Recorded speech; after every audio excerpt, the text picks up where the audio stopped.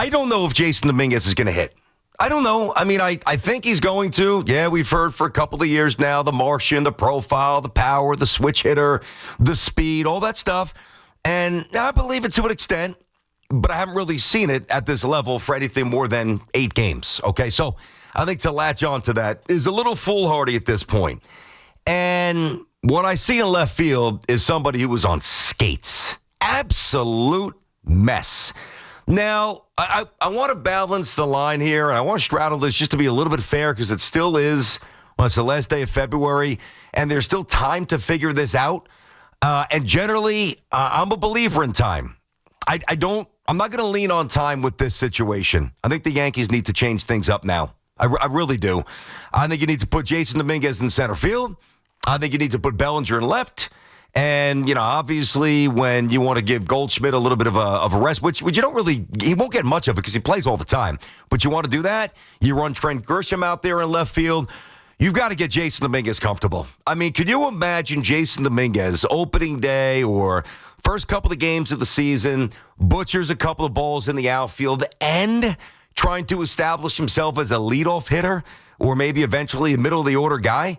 It's a disaster waiting to happen. It is an absolute circus that is going to get worse, in my opinion. And I think if you wait, I think that you run the risk of ruining him, at least for this year. And let's face it, how many more times are we going to go back to that Jasson Domínguez well of potential? I mean, at some point, you got to show up and you got to play. And at some point, you have to show up and you have to be physically dependable and emotionally reliable and statistically viable. And I think that he could be that guy. I don't think he could be that player in left field anymore. You could take as many fungos as you want on the backfields when there's no pressure, and you could gauge the spin, and you could prepare your body because you know a coach is going to be hitting them to you. You get in the game, if it's foreign, which it looks very foreign to him, then it's not going to correct itself enough in a couple of weeks to justify this experiment. Bellinger said he's on board with left field. Dominguez is a natural center fielder. What are we doing here? I mean, why are we trying to reinvent the wheel? Why is it that the Yankees, who always have, 3 or 4 issues going into the start of every season, despite the massive payroll and a lot of success, why is it that the Yankees are always the team that tries to figure this out and fit people in spots they probably don't belong in? Why? Why are we going to keep playing this game? What are we doing? Put him in center field. It's not like Bellinger is Ken Griffey Jr. He's good. And I think Dominguez could be good in center field. So I was talking to Hoff about that. Hoff totally disagrees. I'm going to let him jump in a minute, but completely disagrees. Why are you going to cater to I'll let him make his points, but why are you going to cater to the young kid? He's done nothing. All right, I'm not saying that they're completely off base or without any sort of merit, but he's got a very different opinion than me. But here's my opinion. The gap between Bellinger and Dominguez in center field is fairly minuscule. Maybe Bellinger's a tick better. He's just a tick more comfortable. He's been a big leaguer for a while. He's just seen some more action, despite playing a little left field earlier and a lot of first base. All right, so I do think that Bellinger is slightly better than Dominguez in center. But if you put Bellinger in left and you contrast that to Dominguez in left, it's night and day. I mean, it's like Don Mattingly and Luke Voigt at first base. Or Greg Nettles and, DJ could actually catch the ball, but I don't know, Oswaldo Cabrera. It's an untenable gap. It's an unnecessary risk. What are we messing around with? Now, I still don't know if the Yankees would have won the World Series. Dodgers were better. But come on, man. We all know why the Yankees didn't have a chance to win that World Series. They booted the ball all around the yard. They couldn't make the most basic plays. And we're going to just run out a kid whose head's got to be spinning. He doesn't have a modicum of confidence.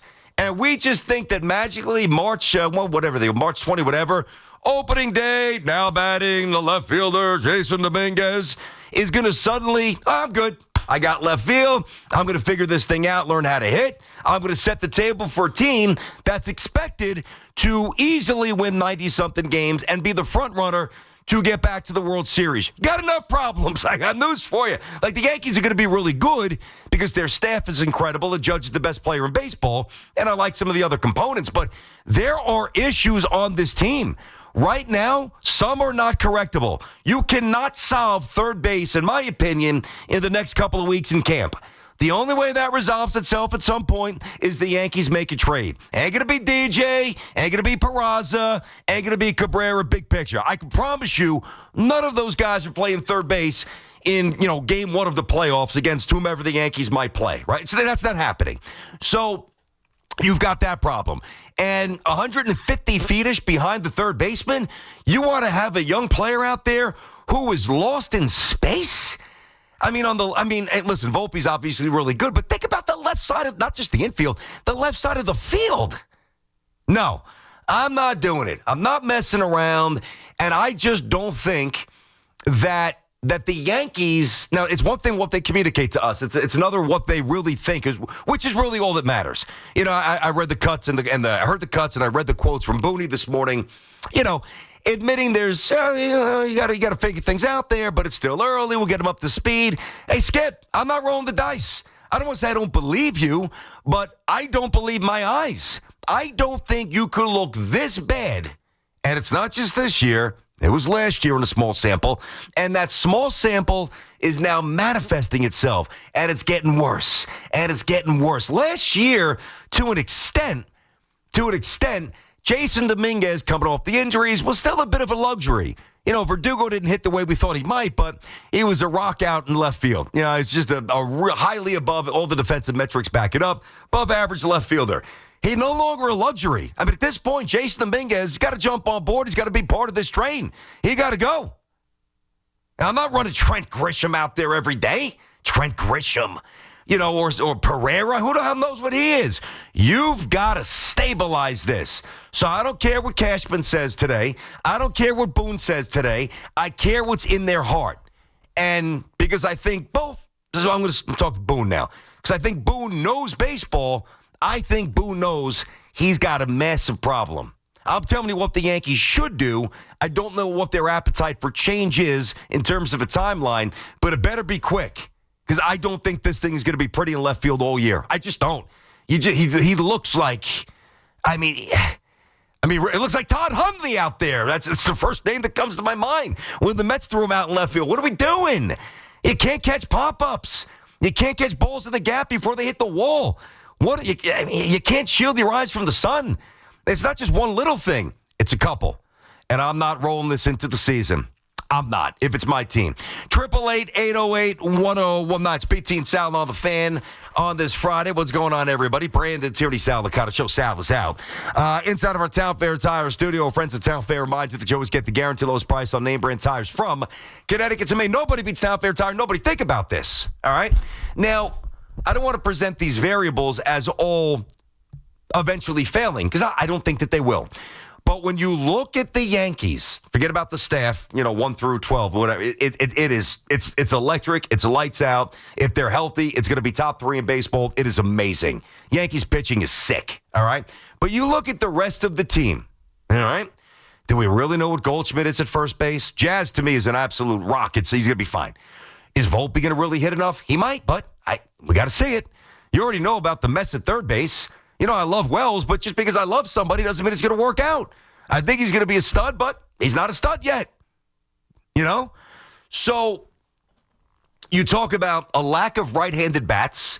You talk about a lack of an obvious leadoff hitter. They're still trying to figure this out. One day it's Dominguez. One day it's Jazz. One day it's Volpe. It very well might be Jazz at this point, but they don't know yet. They're very lefty reliant. There's just a lot of things. Now, some of these things might favorably come to fruition. They really might. I'm bullish on these Yankees. I think that they're going to be really good. But why in the world are we going to just throw this guy out there in left field? Just end the experiment. It's not a successful one. It doesn't look right. It doesn't smell right. He doesn't look natural. He doesn't look comfortable. And I promise you, in a sport like baseball, if they keep him there, the first time he butchers one, and he will in the first week, I can promise you, you can't hide. Bull's going to find you. Bull don't lie in hoops with the foul at the park. Bull's going to find you in baseball if you don't want it to. Take that one to the bank. It always does at every level. And you want to have him out in left field on an island by himself, emotionally devoid of any confidence and belief in himself and expect him to be a pillar in this lineup with a bat? It doesn't work that way in baseball. It just doesn't. All right, let's get to the calls. Yeah. I mean, I'm rooting for the kid, but he's not good out there. 888-808-1019. It's BT and Sal here on The Fan. We get John up in Hartford, Connecticut. What's going on, John? Hey, DT, I agree with you 100%. One additional point. Why don't they think having Bellinger in left and Judge in right would help the rookie play center field? Yeah. It'll take pressure away from him and put him back to his natural spot. He has enough to transition into as a rookie and the expectations on his plate to hit and produce.